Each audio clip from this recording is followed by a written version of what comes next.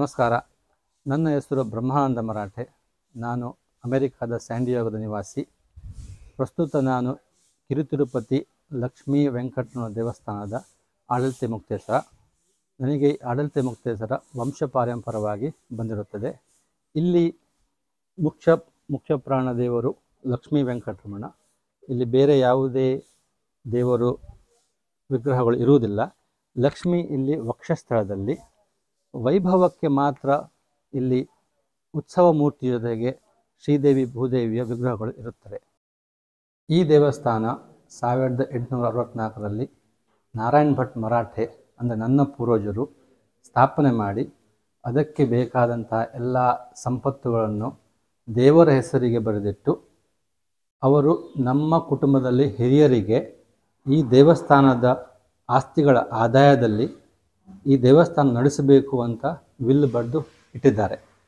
ಆ ಪ್ರಕಾರ ಈ ದೇವಸ್ಥಾನ ನಡೆಸುವ ಜವಾಬ್ದಾರಿ ಮಾತ್ರ ಸ್ಥಾಪಕರ ಕುಟುಂಬಕ್ಕೆ, ಅಂದರೆ ನಮ್ಮ ಮರಾಠೆ ವಂಶಸ್ಥರಿಗೆ ಇರುತ್ತದೆ. ಈ ದೇವಸ್ಥಾನದ ಜಾಗದಲ್ಲೇ, ದೇವರ ಜಾಗದಲ್ಲೇ ಇರುವುದರಿಂದ, ಆಮೇಲೆ ಎಲ್ಲ ಆಸ್ತಿಗಳು ದೇವರದ್ದೇ ಆಗಿರೋದ್ರಿಂದ, ಇದು ಯಾವುದೇ ಕುಟುಂಬದ ಅಥವಾ ಮನೆದೇವರು ಅಥವಾ ಕುಲದೇವರು ಅಲ್ಲವಾಗಿದ್ದು ಎಲ್ಲ ಆಸ್ತಿಕ ಬಂಧುಗಳಿಗೆ ಸೇರಿದೆ. ಎಲ್ಲರಿಗೂ ನಮಸ್ಕಾರ. ದೇವಾಲಯ ನಗರಿ ಉಡುಪಿ ಜಿಲ್ಲೆಯ ಕಾರ್ಕಳ ತಾಲೂಕಿನ ದುರ್ಗ ಗ್ರಾಮದ ಲಕ್ಷ್ಮೀ ವೆಂಕಟರಮಣ ದೇವಸ್ಥಾನದ ಹಾಗೂ ತಿರುಪತಿ ಎಂದೇ ಪ್ರಸಿದ್ಧವಾಗಿರುವಂತಹ ಲಕ್ಷ್ಮೀ ವೆಂಕಟರಮಣ ದೇವಸ್ಥಾನದ ವಠಾರದಲ್ಲಿ ನಾವಿದ್ದೇವೆ. ಸುಮಾರು 160 ವರ್ಷಗಳ ಇತಿಹಾಸದ ಈ ದೇವಸ್ಥಾನ ಅನೇಕ ಬಾರಿ ಉಚ್ಛ್ರಾಯ ಸ್ಥಿತಿಗೆ ಮತ್ತು ಕನಿಷ್ಠ ಸ್ಥಿತಿಗೂ ತಲುಪಿ ಮತ್ತೆ ಈಗ ಜೀರ್ಣೋದ್ಧಾರಗೊಳ್ಳುತ್ತಾ ಇದೆ. ಈ ಜೀರ್ಣೋದ್ಧಾರಗೊಳ್ಳುವ ಈ ಸಂದರ್ಭದಲ್ಲಿ ಈ ದೇವಸ್ಥಾನದ ಆಡಳಿತ ಮುಕ್ತೇಶ್ವರರು ವಂಶೀಯ ಆಡಳಿತಗಾರರು ಆಗಿರುವಂತಹ ಶ್ರೀ ಬ್ರಹ್ಮಾನಂದ ಮರಾಠೆಯವರು ನಮ್ಮ ಜೊತೆ ಇದ್ದಾರೆ. ಈ ದೇವಸ್ಥಾನದ ಇತಿಹಾಸ, ಈ ದೇವಸ್ಥಾನ ನಡೆದು ಬಂದ ದಾರಿ ಮತ್ತು ಪ್ರಸಕ್ತ ಈ ದೇವಸ್ಥಾನದಲ್ಲಿ ನಡೆಯುತ್ತಿರುವಂಥ ಕಾಯಕಲ್ಪದ ಕುರಿತಾಗಿ ಒಂದಿಷ್ಟು ಮಾಹಿತಿಗಳನ್ನು ಅವರಿಂದ ನಾವಾಗಿಯೇ ಕೇಳಿ ಪಡೆಯೋಣ. ಶ್ರೀಯುತ ಬ್ರಹ್ಮಾನಂದ ಮರಾಠೆಯವರೇ, ನಿಮಗೆ ನಮಸ್ಕಾರ. ನಮಸ್ಕಾರ ಹಾಗೂ ತುಂಬ ಧನ್ಯವಾದ. ಈ ದೇವಸ್ಥಾನಕ್ಕೆ ಸಂಬಂಧಪಟ್ಟಂತೆ ನೀವು ಇದನ್ನು ನಡೆಸುವ ಜವಾಬ್ದಾರಿಯನ್ನು ಹೊತ್ತಿದ್ದೀರಿ. ಈ ದೇವಸ್ಥಾನಕ್ಕೆ ಸಂಬಂಧಪಟ್ಟ ಇತಿಹಾಸವು ಬಹಳ ದೀರ್ಘವಾಗಿದೆ ಮತ್ತು ಅದ್ಭುತವಾಗಿದೆ ಎನ್ನುವ ಮಾಹಿತಿ ನಮಗೆ ಇದೆ. ಈ ದೇವಸ್ಥಾನ ಈಗ ಮತ್ತೆ ನವೀಕರಣಗೊಂಡು ಬ್ರಹ್ಮಕಲಶೋತ್ಸವ ಆಚರಣೆಯ ಸಂಭ್ರಮದಲ್ಲಿದೆ. ಈ ಸಂದರ್ಭದಲ್ಲಿ ಈ ದೇವಸ್ಥಾನಕ್ಕೆ ಸಂಬಂಧಪಟ್ಟ ಒಂದಷ್ಟು ಮಾಹಿತಿಯನ್ನು ಕೊಡಬೇಕಾಗಿ ಕೇಳಿಕೊಳ್ತೇನೆ. ಓಕೆ, ಧನ್ಯವಾದಗಳು. ಇದು ಸಂಕ್ಷಿಪ್ತವಾಗಿ ಹೇಳಬೇಕಾದ್ರೆ, ಇದು 1864ರಲ್ಲಿ ನಾರಾಯಣ ಭಟ್ ಮರಾಠೆ ಅಂತ ಅವರು ಈ ದೇವಸ್ಥಾನ ಸ್ಥಾಪನೆ ಮಾಡಿದರು. ಸ್ಥಾಪನೆ ಮಾಡಿ ಅದಕ್ಕೆ ಬೇಕಾದ ಎಲ್ಲ ಸಂಪನ್ಮೂಲಗಳನ್ನು ದೇವರ ಹೆಸರಿಗೆ ಬರೆದು, ಅದರಲ್ಲಿ ವಿಲ್ ಬರೆದು, ಈ ದೇವಸ್ಥಾನ ನಡೆಸಲಿಕ್ಕೆ ಈ ಎಲ್ಲ ಆಸ್ತಿಗಳಿದ್ದಾವೆ. ಪ್ರತಿಯೊಂದು ವ್ಯವಸ್ಥೆ ಅಂದರೆ ಬೆಳಿಗ್ಗೆ ಪೂಜೆಗೆ, ಮಧ್ಯಾಹ್ನದ ಪೂಜೆಗೆ, ಕೆಲಸದವರಿಗೆ ಅಥವಾ ನೈವೇದ್ಯಕ್ಕೆ ಏನು ಬೇಕು ಪ್ರತಿಯೊಂದು ವಿವರವಾಗಿ ಬರೆದು, ಈ ದೇವಸ್ಥಾನ ಈ ಜಾಗಗಳ ಗೇಣಿ ಅಂತಾರೆ, ಗೇಣಿಯಿಂದ ಬಂದ ಆದಾಯದಿಂದ ಈ ತರ ನಡೆಸಬೇಕು, ಈ ತರ ಉತ್ಸವಾದಿಗಳು ಶಾಶ್ವತವಾಗಿ ನಡೀಬೇಕು ಅಂತ ಅವರು ವಿಲ್ಲಿನಲ್ಲಿ ಬರೆದು ಅದಕ್ಕೆ ಬೇಕಾದ ಸೂಕ್ತ ವ್ಯವಸ್ಥೆ ಮಾಡಿಕೊಂಡು ಹೋಗಿದ್ದಾರೆ. ಅವರ ಮನಸ್ಸಿನಲ್ಲಿ ಆಗಿತ್ತೇನೆಂದ್ರೆ, ಈ ಸ್ಥಿರ ಜಾಗಗಳು, ಈ ಸ್ಥಿರಾಸ್ತಿಗಳು ಇದಾವೆ, ಇಷ್ಟು ಆಸ್ತಿಗಳಿದ್ದಾವೆ, ಇದು ಫಾರ್ ಎವರ್ ನಡೀತದೆ ಅಂತ ಅವರ ಮನಸ್ಸಿನಲ್ಲಿ ಇತ್ತು. ಈಗ ನಾವು ಈಗ ಮಾಡುವಾಗ ಹಾಗೆ ಅಲ್ವಾ, ಡೆಪಾಸಿಟ್ ಇಡ್ತೀವಿ. ಬಟ್ ಏನೇ ಇದ್ರು ಈ ಸ್ಥಿರಾಸ್ತಿಗಳಿಗಿಂತ ಈ ಭಕ್ತರ ಇಲ್ಲಿ ಬಂದು ಸೇರುವುದು, ಕೂಡಬೇಕು, ಮೋರ್ ಇಂಪಾರ್ಟೆಂಟ್. ಭಕ್ತರು ಬಂದ್ರೆ ದೇವಸ್ಥಾನ ಇರೋದೇ ಭಕ್ತರಿಗೋಸ್ಕರ. ಹಾಗಾಗಿ ಏನೇ ಸ್ಥಿರಾಸ್ತಿ ಇದ್ರೂ ಇಂಪಾರ್ಟೆಂಟ್ ಇರೋದು ಭಜಕ ಹಸ್ತು ಸಮಸ್ತರು, ಭಕ್ತಾದಿಗಳು.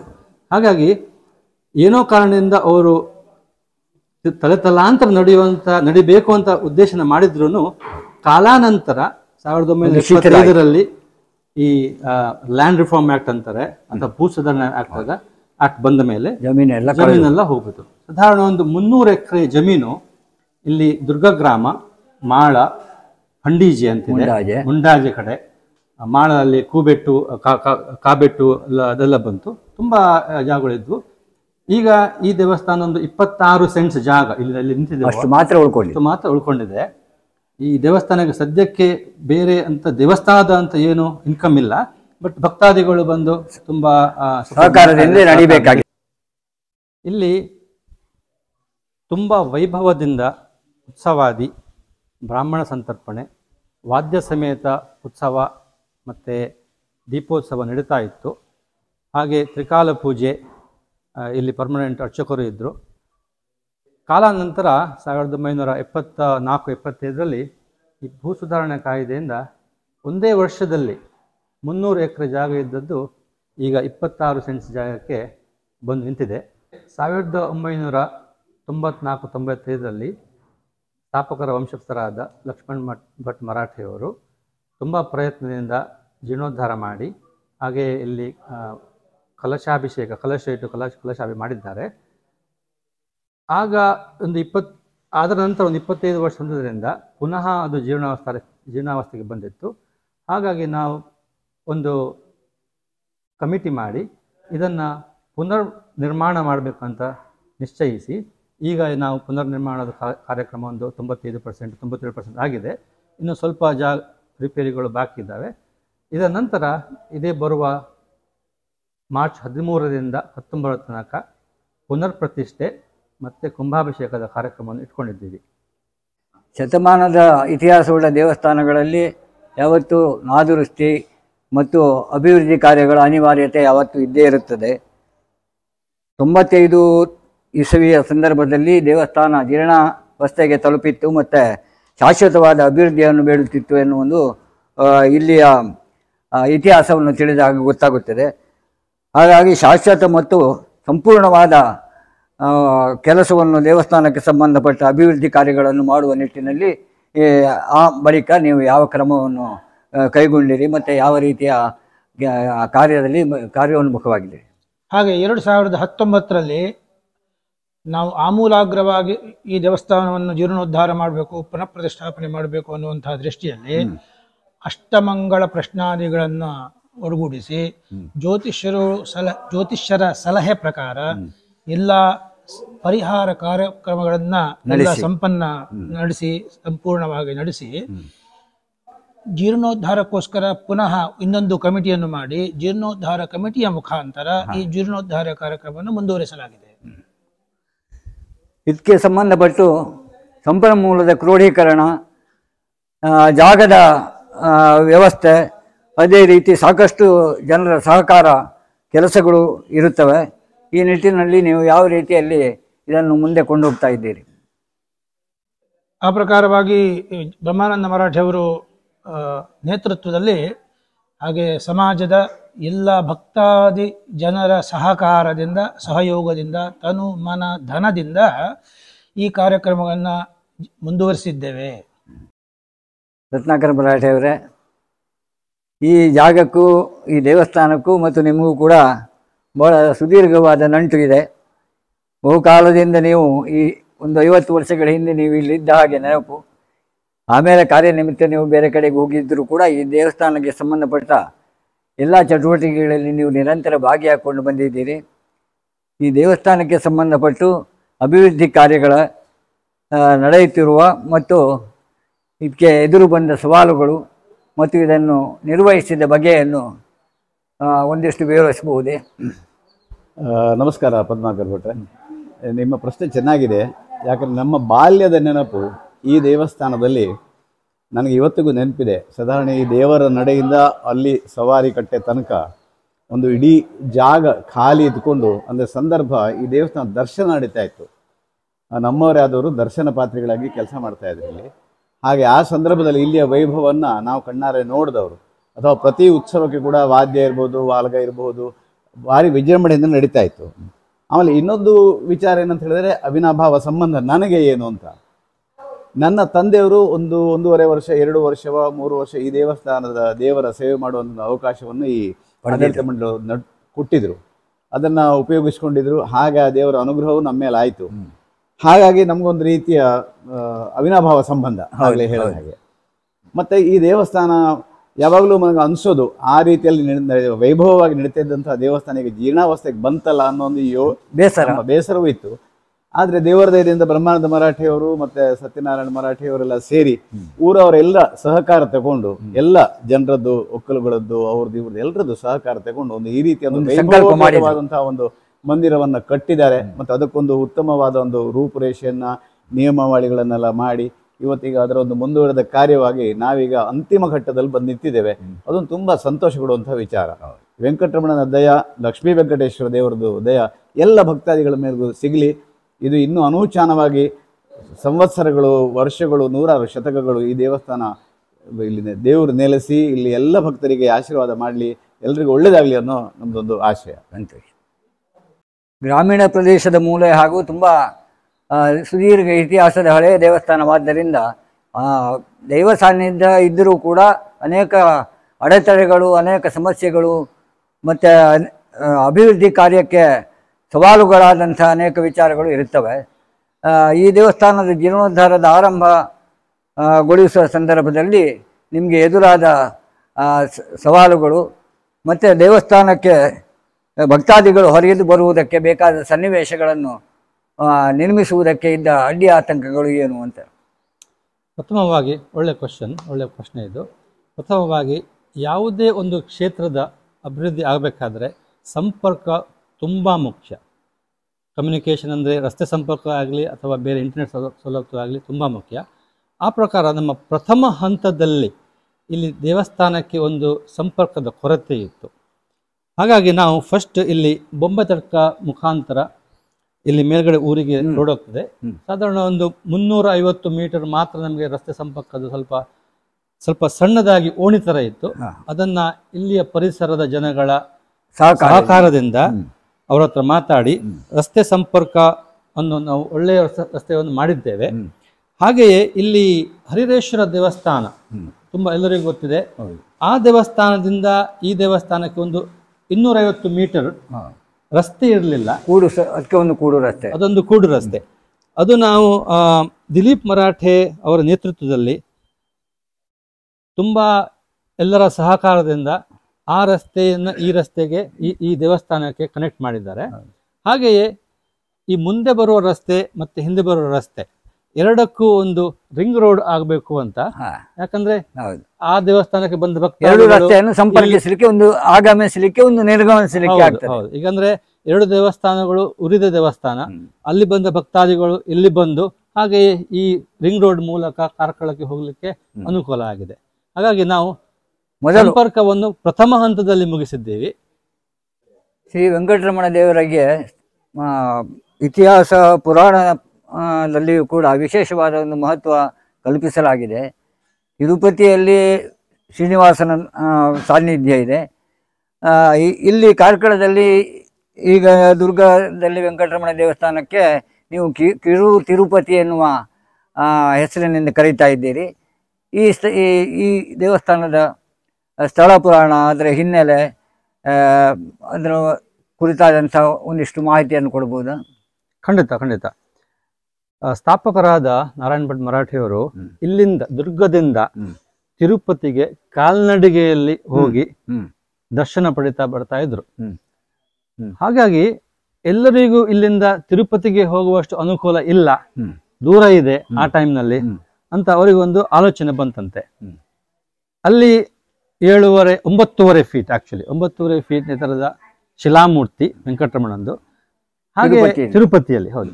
ಹಾಗೆ ಇಲ್ಲಿ ಯಾಕೆ ಸ್ಥಾಪನೆ ಮಾಡಿದ ಅಷ್ಟಬಂಧ ಮಾಡಿದ ಶಿಲಾಮೂರ್ತಿ ಇಲ್ಲಿ ಯಾಕೆ ಸ್ಥಾಪನೆ ಮಾಡಬಾರ್ದು, ಈ ದಕ್ಷಿಣ ಕನ್ನಡ ಉಡುಪಿ ಡಿಸ್ಟ್ರಿಕ್ಟ್ ಈಗ ಶ್ರೀನಿವಾಸನ ದರ್ಶನ ಇಲ್ಲಿ ಮಾಡಿಸುವ ಅಂತ ಅವರಿಗೆ ಒಂದು ಆಲೋಚನೆ ಬಂದು, ಅದರ ಪ್ರಕಾರ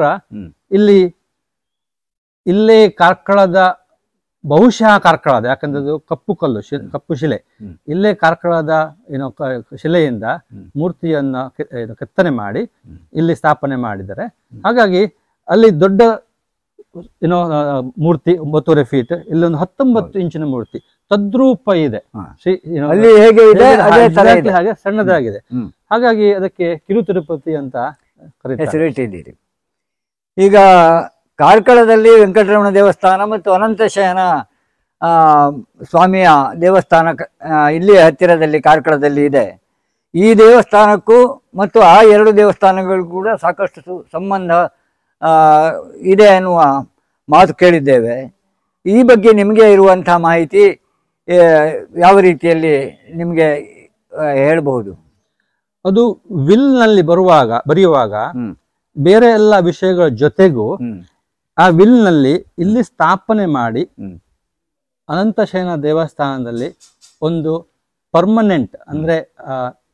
ಪರ್ಮನೆಂಟ್ ಬ್ರಾಹ್ಮಣ ಸಂತರ್ಪಣೆ ವ್ಯವಸ್ಥೆ ಅದಕ್ಕೆ ಬೇಕಾದ ವರ್ಷಕ್ಕೊಮ್ಮೆ ಅದಕ್ಕೆ ವ್ಯವಸ್ಥೆ ಮಾಡಿದ್ದಾರೆ.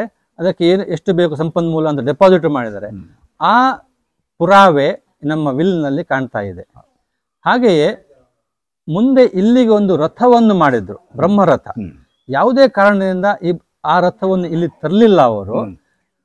ಯಾಕೆ ಅಂತ ಗೊತ್ತಿಲ್ಲ. ಇಲ್ಲಿ ತರ್ಲಿಕ್ಕೆ ಆಗ್ಲಿಲ್ವಾ, ಅಥವಾ ಮನುಷ್ಯ ಚೇಂಜ್ ಆಯ್ತಾ, ಅಥವಾ ಅವರಿಗೆ ಇಲ್ಲಿ ನಡೆಸ್ಲಿಕ್ಕೆ ಆಗ್ಲಿಲ್ಲ ಅಂತ ಅನ್ಸುತ್ತಾ ಗೊತ್ತಿಲ್ಲ.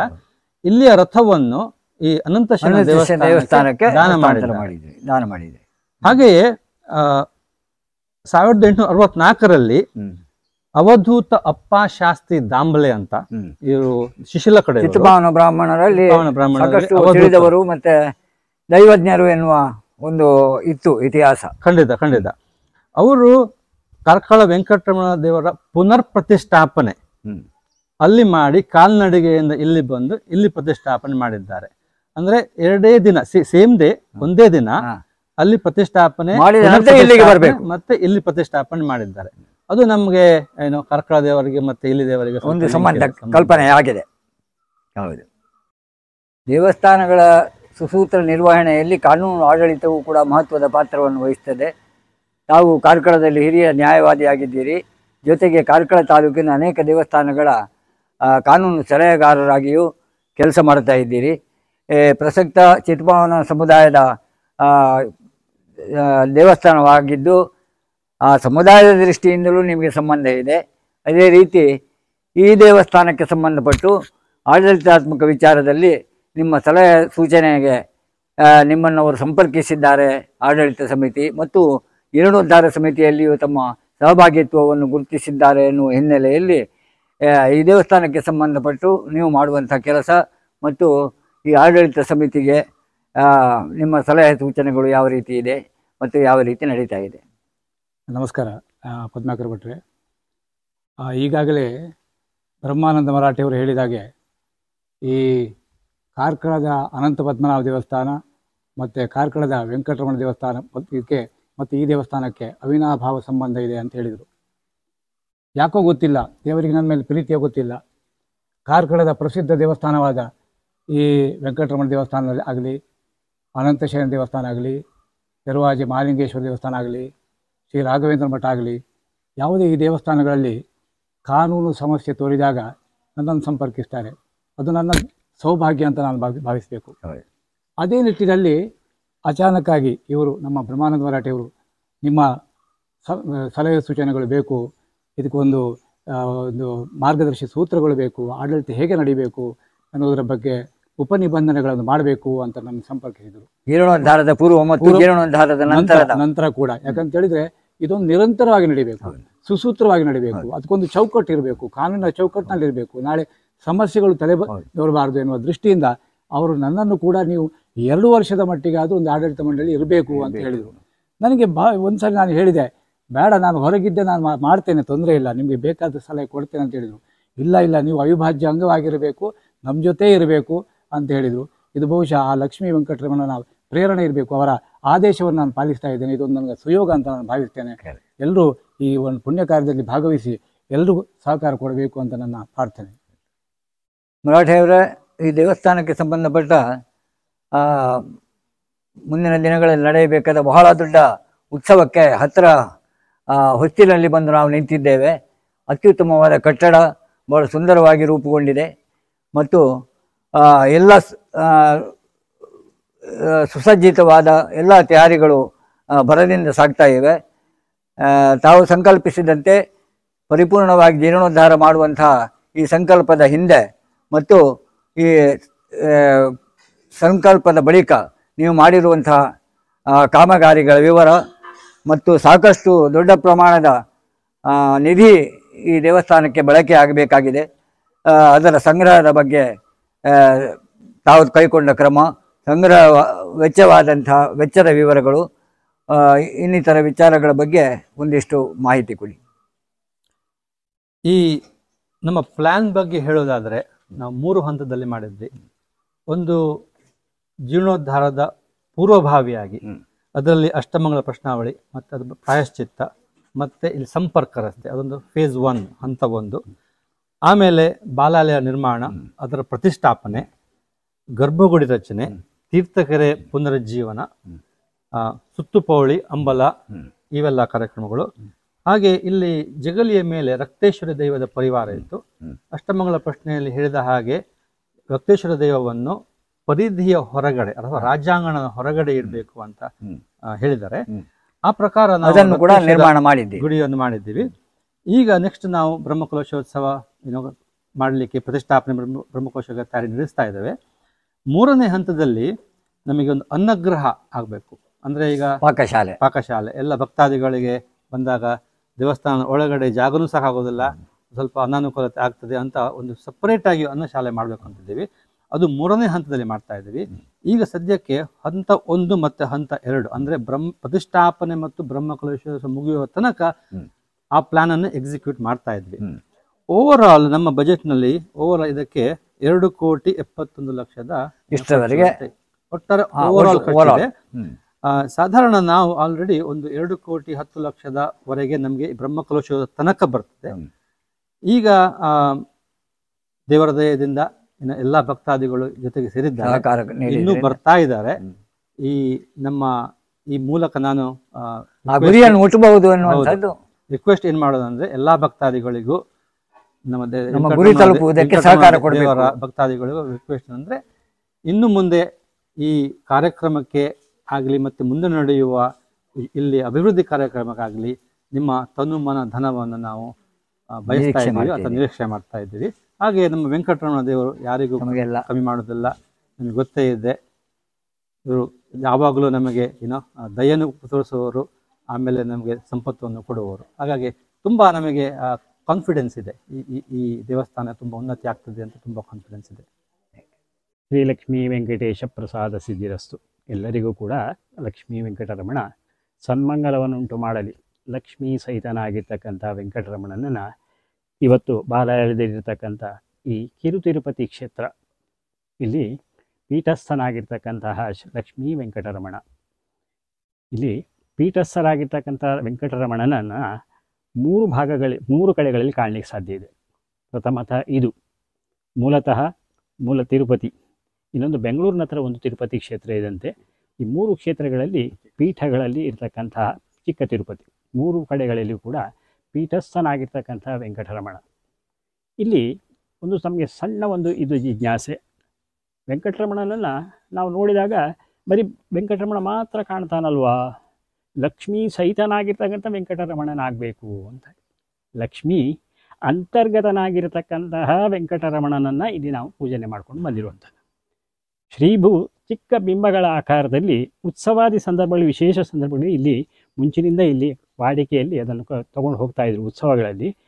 ಬಾಕಿ ದಿನಗಳಲ್ಲಿ ಲಕ್ಷ್ಮಿಯನ್ನು ಅಂತರ್ಗತನಾಗಿರ್ತಕ್ಕಂಥ ಲಕ್ಷ್ಮಿ ಅಂದರೆ ಶ್ರೀ ವಿಷ್ಣುವಿನ ವಕ್ಷಸ್ಥಳದಲ್ಲಿ ಅಂತರ್ಗತನಾಗಿರ್ತಕ್ಕಂಥ ಲಕ್ಷ್ಮೀ ಸಹಿತನಾಗಿರ್ತಕ್ಕಂಥ ವೆಂಕಟರಮಣನ ನಾವು ಪೂಜೆ ಮಾಡ್ತೀವಿ ಅಂತ. ನಮ್ಮಲ್ಲಿ ಇದು ಬಿಟ್ಟರೆ ಇನ್ನೊಂದು ಇದಿದೆ, ಪದ್ಧತಿ ಇದೆ. ಬಿಂಬಗಳ ರೂಪದಲ್ಲಿ ಶ್ರೀಭೂ ಸಮೇತ ಮರವಿಂದ ದಲಾಯತಾಕ್ಷಂ ಪ್ರಾಣಪ್ರಿಯಂ ಪರಮಕಾರುಣಿಕಾಂಬುರಾಶಿಂ ಬ್ರಹ್ಮೇಶ ವಂದ್ಯಂ ವರದಂ ರಮಾಯಾ ಅಖಿಲ ವಿಬುಧ ವಂದ್ಯಂ ವಿಶ್ವರೂಪಂ ಸುರೇಶಂ ಅಭಯವರದ ಹಸ್ತಂ ಪಂಕಜಾಕ್ಷಂ ರಮೇಶಂ ಜಲಧರ ನಿಭಕಾಂತಿಂ ಶ್ರೀ ಮಹೀಭ್ಯಾಂ ಸಮೇತಂ ಪರಮಪುರುಷ ಮಾಧ್ಯಂ ವೆಂಕಟೇಶಂ ನಮಾಮಿ ಅಂತೇಳಿ ವೆಂಕಟೇಶನ ಪರಿಕಲ್ಪನೆಯನ್ನು ಈ ಥರ ಮಾಡಿಕೊಂಡು ಬಿಂಬಗಳಲ್ಲಿ ಆರಾಧನೆ ಮಾಡ್ಕೊಂಡು ಬಂದಿರತಕ್ಕಂಥ ಒಂದು ಸಂಸ್ಥಾನ ಕಾರ್ಕಳ ಶ್ರೀ ವೆಂಕಟರಮಣ ದೇವಸ್ಥಾನ. ಸಾಮಾನ್ಯವಾಗಿ ಬಾಕಿ ಎಲ್ಲ ವೆಂಕಟರಮಣ ದೇವಸ್ಥಾನಗಳಲ್ಲಿ ಇದೇ ರೀತಿಯ ಪದ್ಧತಿ, ಶ್ರೀಭೂ ಸಮೇತನಾಗಿರ್ತಕ್ಕಂತಹ ವೆಂಕಟರಮಣನನ್ನು ನಾವು ಆರಾಧನೆ ಮಾಡ್ಕೊಂಡು ಬರ್ತಾ ಇದ್ದೇವೆ. ತಿರುಪತಿಯಲ್ಲಿ ಇಲ್ಲಿ ನಾವು ವಿಶೇಷವಾಗಿ ಲಕ್ಷ್ಮಿ ಅಂತಸ್ಥರಾಗಿರ್ತಕ್ಕಂಥ ಹೃದಯಕಮ ವಕ್ಷಸ್ಥಳದಲ್ಲಿ ಅಂತಸ್ಥಳಾಗಿರ್ತಕ್ಕಂಥ ಲಕ್ಷ್ಮಿಯನ್ನು ನಾವು ಆರಾಧನೆ ಮಾಡ್ಕೊಂಡು ಬಂದಿರತಕ್ಕಂಥ ವಿಶೇಷವಾದಂಥ ಒಂದು ಕ್ಷೇತ್ರ ಇದು.